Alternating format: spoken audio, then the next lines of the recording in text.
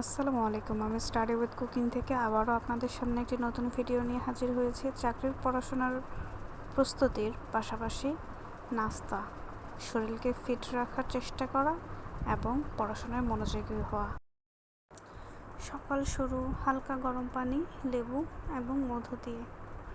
এরপরে আর কিছুই নাস্তা করা হয় নাই। তারপরে সারাদিন একটু অসুস্থতার কারণে ডাক্তার দেখাইতে এদিকের কাজ করতে সময় কেটে গেল। রাতের খাবার ডিম ভাজি দিয়ে রুটি এবং পরবর্তীতে পড়াশোনা শুরু।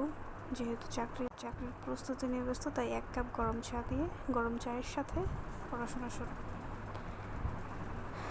এই 10/5/2025 আজ আমি NSI খাদ্য অধিদপ্তরে, ভূমি অধিদপ্তরে, সিভিল সার্জন 11 এবং 11 থেকে 20 গ্রেডের মধ্যে প্রাইমারি এসব যাবতীয় চাকরির প্রিপারেশনের জন্য পড়াশোনা শুরু করছি।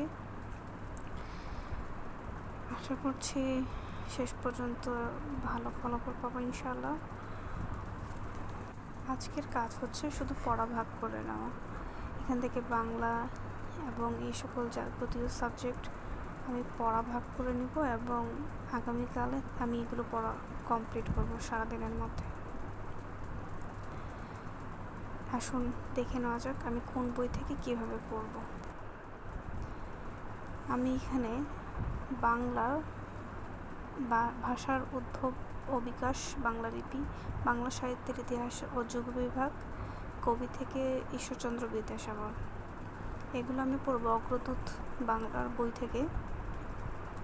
এই বইটি আমি গত বছর কিনেছি। এখান থেকে আমি এটা প্রথম ভাগ থেকে পড়াশোনা শুরু করব। বাংলা সাহিত্যের এই 3টি টপিক্সের উপর পড়ব।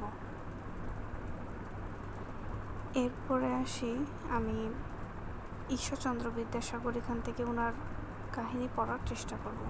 কবি পরিচিতি, এটা প্রথম বিভাগ ছিল। প্রথম ভাগের সাহিত্য থেকে পড়ব এবং পরে আসি আন্তর্জাতিক বিষয়াবলী। আন্তর্জাতিক বিষয়াবলী এটি আমি পড়ব প্রফেসরসের বই থেকে। 45 থেকে 40তম BCS, 45, 44, 43, 42, 41, 40 এই সকল BCS-এর প্রশ্নগুলো, MCQ-গুলো সমাধান করব এবং ডিটেলস পড়ব। এই যে বইয়ে সবগুলো ডিটেলস দেওয়া আছে, এইগুলো এখান থেকে আমি ভালো করে পড়ে নেব। এর পরবর্তীতে আসি বাংলাদেশের বিষয়াবলী। 1 থেকে 50টি সংক্ষিপ্ত প্রশ্ন পড়ব। এটা আমি পড়ব কাউসার আহমেদ কুয়াশা, এনার কাছ থেকে আমি PDF নিয়েছিলাম 1 বছর আগে।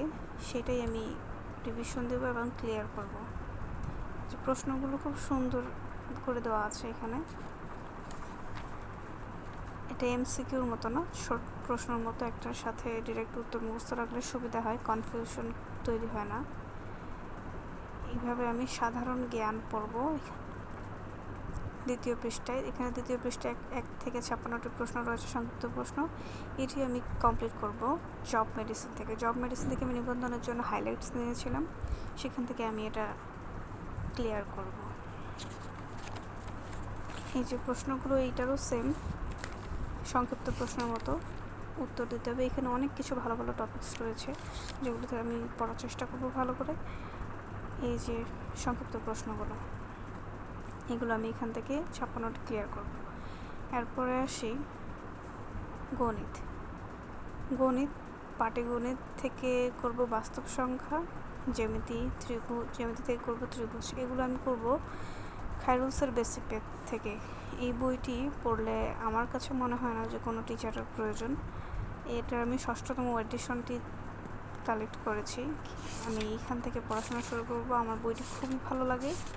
এই বইটি পড়ার পরে গণিতে কোনো টিচার লাগবে বলে আসলে মনে হয় না। তাও মাঝে মাঝে যদি মনে হয় তখন আমি খায়রুল স্যারের ভিডিও থেকে দেখে নিই।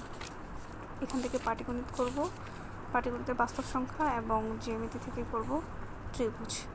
এখানে আমি সম্পূর্ণটা করব না, ত্রিভুজের এখানে আমি ভাগ করে নিয়েছি।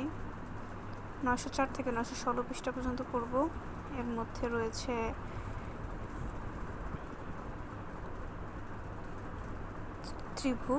ত্রিভুজের সাধারণ প্রশ্ন, সমকোণী ত্রিভুজ সংক্রান্ত সমস্যা, সমবাহু ত্রিভুজ সংক্রান্ত সমস্যা, এই 3টা টপিকস শুধু পড়ব।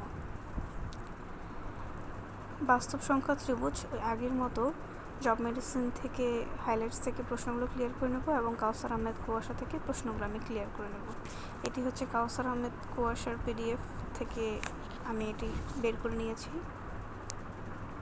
এখানে কিছু প্রশ্ন আছে, এগুলো একসাথে সলভ করে নেব। একটা টপিকস এক জায়গা থেকে পড়বো এবং সব জায়গার যেগুলো যাবতীয় বই আছে সেগুলো থেকেও ক্লিয়ার করে নেব। জব মেডিসিনেও রয়েছে যে বাস্তব সংখ্যা এবং ত্রিভুজ,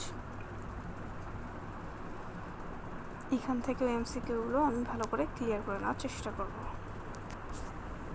এর পরবর্তীতে রয়েছে ইংরেজির পার্টস অফ স্পিচ, ন্যারেশন এবং পড়ব উইলিয়াম শেক্সপিয়ার। পার্ট স্পিচ থেকে আমি পড়ব ইউটিউবের থেকে, এবং ইউটিউব ইংরেজি আমার কোনো বই নেওয়া হয় নাই। ইউটিউব থেকে আমি পার্টস অফ স্পিচটা একদম ক্লিয়ার করে নেব, কিছু স্যারেরা রয়েছেন তাদের কাছ থেকে করে নেব ন্যারেশন, এবং উইলিয়াম শেক্সপিয়ারের কাহিনীটি পড়ে নেব। ইউটিউব থেকে নোট করব এবং সলভ করে রাখব। এগুলো আমি ভালো করে পড়ার চেষ্টা করব এবং এগুলো হচ্ছে আমার আগামীকালের পড়া। ইনশাল্লাহ দেখা হবে আগামীকাল পড়াগুলো কমপ্লিট করে।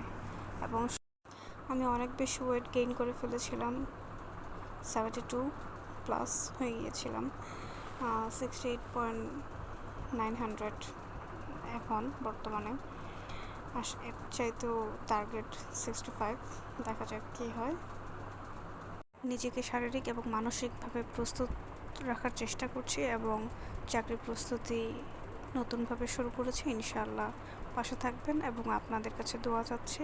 দেখা হবে আগামীকাল নতুন কোনো ভিডিওতে। আসসালামু আলাইকুম।